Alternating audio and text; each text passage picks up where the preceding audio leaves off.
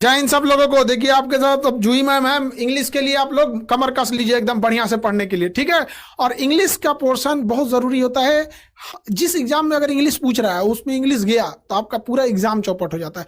SSC में तो English का एक समय था कि कंप्लीट बोलबाला था, अब तो थोड़ा सा मैम चेंज किया तो बाकी चीजों को भी इंट्रोड्यूस किया यहाँ पर। लेकिन अभी भी इंग्लिश अगर आपका गया एसएससी में तो गया वहां का एसएससी, तो चाहे जिस एग्जाम में हो, या फिर एनडीए हो, सीडीएस हो, एसएससी हो, जिसमें भी आपको इंग्लिश की जरूरत पड़ेगी तो उसको आपको सॉल्व करना ही पड़ेगा। और इंग्लिश में ना एक ऐसा चीज समझ में नहीं आता, केमिस्ट्री और इंग्लिश एक्सेप्शन से ही भरा है। ये कर लो यहाँ एक्सेप्शन है, वो कर लो वहाँ एक्सेप्शन है। तो ये सब चीज के लिए आपको जूही मैम हेल्प करेंगे। बाकी मैम आगे गाइड करेंगे कि कैसे कैसे इंग्लिश में आएगा। हम लोग को तो एक ही लगता है इंग्लिश मैम, सब चीज ये ऐसे हो गया, इसी को एक ही लगने लगता है।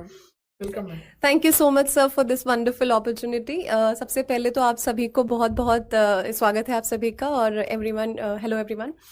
मैं इंग्लिश के बारे में यही बोलना चाहूंगी कि यस, इंग्लिश को लेकर तो बहुत बहुत बहुत ज़्यादा ही डर रहता है बच्चों के मन में। इंग्लिश सब्जेक्ट को वो सब्जेक्ट नहीं, एक मतलब माउंटेन पहाड़ बना कर रख लेते हैं दिमाग में कि अरे बाप रे इंग्लिश है मतलब कि तो हम इंग्लिश मीडियम से हैं, नहीं हम तो हिंदी मीडियम से, हम तो इससे, हम तो उससे।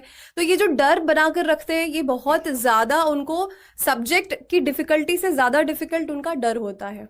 और अगर जैसे आप बात करें कि इंग्लिश के बिना निकालना, यस, आप चाहे सीजीएल एग्जाम ले लो, सीपीओ एग्जाम ले लो, बहुत सारे और भी वनडे एग्जाम्स हैं जितने, इंग्लिश के बिना निकालना तो मुश्किल है ना, आप निकाल ही नहीं सकते। इंटीग्रल पार्ट है बहुत ज्यादा। अब बात करते हैं कि तरीका क्या होना चाहिए। तो सबसे पहली बात तो ये एक भाषा है और बहुत ही खूबसूरत सी भाषा है।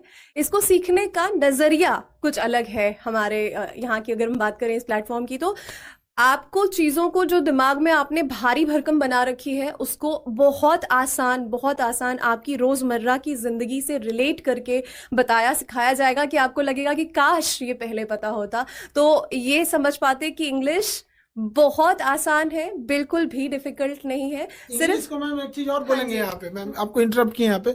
इंग्लिश हमारे यहाँ बिहार में सबसे बड़ा दिक्कत क्या होता है, जैसे नॉर्मल बच्चा है उसको क्या है कि अगर उसको पैर बोलना है तो सीधे पैर से आएगा लेग।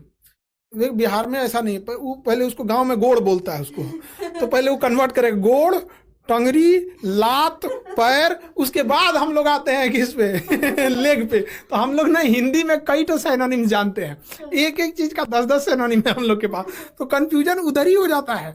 तो जिस वजह से ना वो इंग्लिश में थोड़ा सा पिछड़ने लगते हैं, तो वो सब चीज आपको नहीं होगा। बाकी मैम की जिम्मेदारी रहेगी उस चीज को हैंडल करने की। मैम हाँ जी, वेटेज की बात कर ले तो इंग्लिश का बहुत ज़्यादा है। अब अगर आप सीजीएल एग्जाम की बात कर रहे तो मेंस में है ना, बहुत सारे एग्जाम्स तो ऐसे होते हैं कि मेंस में आपको बाकी सारे सब्जेक्ट नहीं आएंगे बट इंग्लिश ज़रूर रहता है, और उसका वेटेज भी बहुत अच्छा खासा रहता है। फॉर एग्जाम्पल अगर हम सीपीओ एग्जाम की बात करें तो उसमें 200 आपके सवाल आते हैं मेन्स में इंग्लिश के, है ना। सीजीएल एग्जाम की बात करें तो सबसे ज़्यादा वेटेज इंग्लिश का होता है मेन्स में, है ना। तो इंग्लिश एक बहुत ही महत्वपूर्ण सब्जेक्ट है ना, बाकी सारे भी हैं बट इंग्लिश की इंपॉर्टेंस है। अब जब हमको पता है कि ये जो दरिया है ये क्रॉस करना ही है, इस दरिया के पार जाना ही है, तो क्यों ना हम पहले अच्छे से तैरना सीख लें, और तैरना सिखाना हमारी जिम्मेदारी है। बहुत आसानी से, इतनी आसानी से कि आपको इस लैंग्वेज से प्यार हो जाएगा।